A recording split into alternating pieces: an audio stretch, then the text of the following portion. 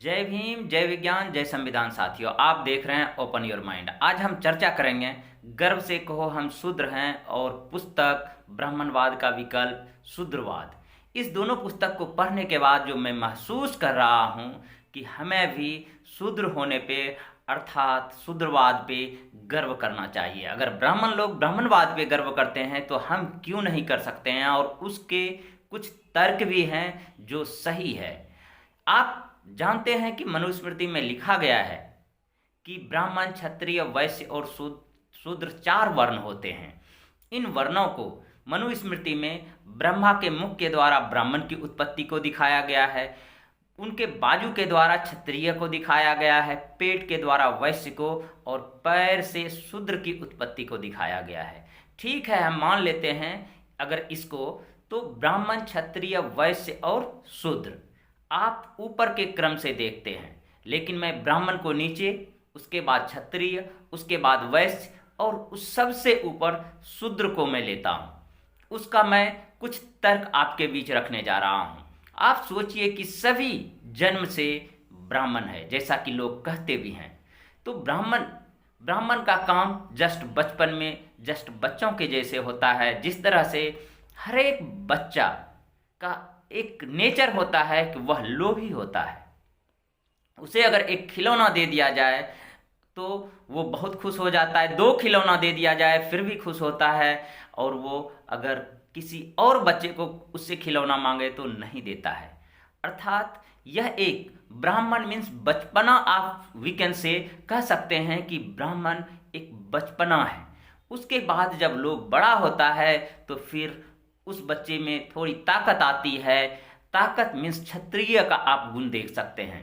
जब ताकत आती है तो वो किसी भी चीज को ताकत से आजमाया करता है, जो कि क्षत्रिय गुण के प्रतीक के रूप में आप देख सकते हैं। जब फिर वो उससे भी थोड़ा बड़ा होता है, आप सोचिए कि पहले बच्चा 4, 5, 6, 7 साल का होता है तो वो ब्राह्मण का रूप हो गया। उसके बाद आप 15 साल, 16 साल, 18 साल, 20 साल का होता है तो वह क्षत्रिय का रूप हो जाता है।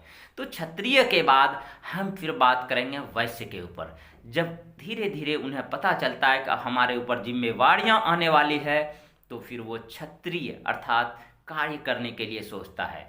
तो फिर यह व्यक्ति क्षत्रिय से वैश्य में बदल जाता है, और वैश्य फिर वो काम करने के लिए कोशिश करता है और धन अर्जन करने के लिए सोचने लगता है। फिर उसके बाद वैश्य के बाद शूद्र सबसे टॉप मोस्ट पे आता है। वह इस प्रकार से कि फिर जब एक स्टूडेंट को ही आप देखिए, बचपन में वो हर एक सब्जेक्ट की पढ़ाई करता है। उसके बाद वह फिर जब 10th में जाता है तो फिर एक स्पेशलाइजेशन में जाता है। 10th के बाद जब ग्रेजुएशन में जाता है फिर थोड़ा सा और ज़्यादा स्पेशलाइजेशन हो जाता है। फिर वह जॉब के लिए जाता है तो वह एक क्षेत्र ढूंढ लेता है। उसी प्रकार से जब वैश्य अपने एक डिपार्टमेंट को ढूंढ लेता है, अपने बिजनेस के एक वर्ग को ढूंढ लेता है, तब वो शूद्र कहलाता है। अर्थात अगर वो चमड़े लेदर का बिजनेस कर रहा है तो वो लेदर के व्यापारी के रूप में जाना जाता है। अगर वह कृषि का काम कर रहा है तो वो कृषि विशेषज्ञ के रूप में जाना जाता है। अगर वह लकड़ी का काम कर रहा है तो वो आप कह सकते हैं कि वुड वर्क के विषय में वो बहुत शोध करते हैं, उसके ऊपर उसका बहुत रिसर्च रहता है। अगर वो कोई व्यक्ति लोहे के ऊपर काम करता है तो वो लोहे के विषय में बहुत बारीकी से समझता है। अगर कोई व्यक्ति गोल्ड से के विषय में काम करता है तो वो गोल्ड के विषय में बहुत सारे गहने ये सब बनाने के लिए सीखता है। तो इस तरह से वैश्य का फिर वर्गीकरण हो जाता है कि वह किस तरह का कार्य चूज करता है। जिस तरह से एक स्टूडेंट बड़े होने के बाद अलग अलग कार्यों को चूज करता है कि हमें किस साइड में जाना है, साइंस में जाना है कि आर्ट में जाना है कि फिर लॉ में जाना है कि इंजीनियरिंग में जाना है कि मेडिकल में जाना है, तो उसी तरह से शूद्र समाज की अर्थात आज के डेट में जिसे कानूनन रूप में SC, ST, OBC कहते हैं, वो लोग इस तरह से वर्गों में विभाजित हो गया। लेकिन पुराने टाइम में मनुवादियों ने, ब्राह्मणवादियों ने उसे उल्टा कर दिया, और हम बचपन से सोचते आ रहे हैं कि नहीं, शूद्र सबसे नीचे है। मैं आपको अभी साबित करके दिखाया कि शूद्र सबसे ऊपर है, वो स्पेशलाइज्ड है। कोई सैनिक में चला जाता है तो वो सोल्जर्स बन जाता है, वो उस तरह से स्पेशलाइज्ड हो जाता है। तो पुराने टाइम में भी इसी तरह से हमारे समुदाय जो थे वो बहुत ही बड़े विशेषज्ञ थे। कोई हल चलाने का काम करता था तो उसे हल के विषय में हर एक चीज, इस हल की का आप सोच सकते हैं कि इस हल को बनाने वाला कौन था। कोई ब्राह्मण तो था नहीं, क्षत्रिय तो था नहीं, वैश्य तो था नहीं। लकड़ी के बड़े बड़े आप सोच सकते हैं कि बिल्डिंग बनाई जाती थी। इन बिल्डिंगों को कौन बनाते थे? कारपेंटर बनाते थे, जिसे बढ़ई कहते हैं आज के डेट में। इसी तरह से हर एक जातियों का एक वर्ग बटा हुआ था। तो उस तरह से जाति का नाम दे दिया गया, लेकिन वो सभी अपने कार्य में कुशल थे। तो आपको कभी ऐसा नहीं सोचना है कि ब्राह्मण जो है सबसे ऊंचा है। सबसे ऊंचा शूद्र है, क्योंकि उसके पास स्पेशलाइज्ड वर्क है, वो सभी के पालन करता है। और ऐसे भी अगर आप देखिए, वैश्य के बाद शूद्र एक ऐसी स्थिति आती है जिससे वो अब पीछे नहीं हट सकता है। वो उस विभाग का मास्टर बन जाता है। जैसे एक डॉक्टर के रूप में देखिए तो कोई जो है न्यूरो का सर्जन बन जाता है, कोई डेंटल का सर्जन बन जाता है, कोई आई का स्पेशलिस्ट बन जाता है, और पूरी जिंदगी वो समाज को कोई आंख के तौर पे बचाने के तौर पे काम करता है, कोई न्यूरो के साइड से काम करता है, तो कोई टीथ के साइड से काम करता है। इसी तरह से SC ST OBC समुदाय के लोग जो हैं सबसे टॉप मोस्ट पे हैं। आप इस तरह से अगर सोचेंगे तो आपका आत्मविश्वास बढ़ेगा।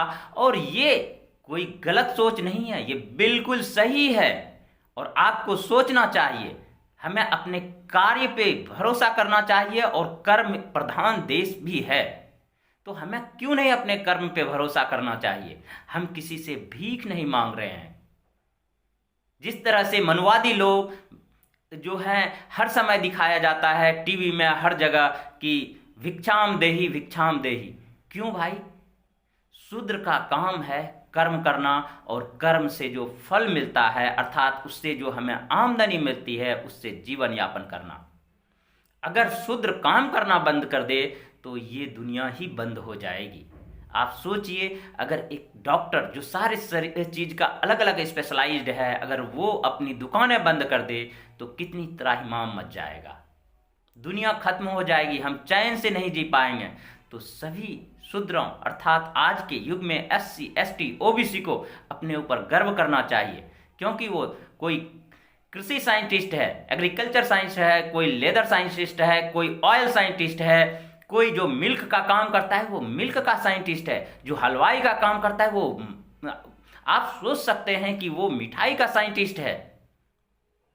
तो इस तरह से हम लोग जो हैं अपने कार्य को कर रहे हैं, किसी से हम लोग मांग नहीं रहे हैं अर्थात भीख नहीं मांग रहे हैं। हम अपने शरीर को तपाते हैं, माइंड को यूज करते हैं। तो दोस्तों, आप अपने आप को शूद्र होने पे अर्थात SC ST OBC होने पे कभी जो है अपने आप के मनोबल को कम ना करें, अपने आप को गौरवान्वित महसूस करें। और अगर पुराने समय में भी आप देखेंगे तो शूद्र समाज के बहुत सारे राजा महाराजा हुए हैं।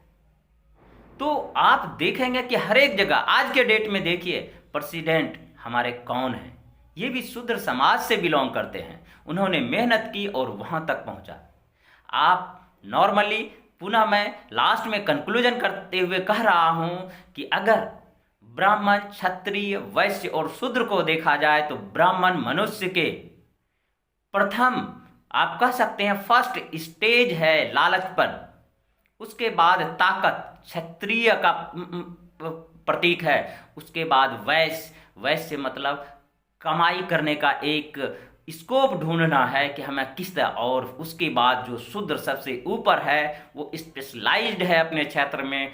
इसका मतलब उनकी सारी पढ़ाई पूरी हो गई और वो स्पेशलाइज्ड हो गया कि हमें इस कार्य को अब पूरे समय तक करना है और हमें समाज को कुछ न कुछ योगदान देना है। अर्थात शूद्र समाज जो है समाज को एक बहुत ही उम्दे किस्म का कुछ न कुछ देने का एक समुदाय है। तो हमें अपने आप पे गर्व करना चाहिए। आज के लिए बस इतना ही। आप अपने मनोबल को ऊंचा रखें और अपने आप को एक बहुत ही साइंटिस्ट समुदाय के रूप में देखें। धन्यवाद।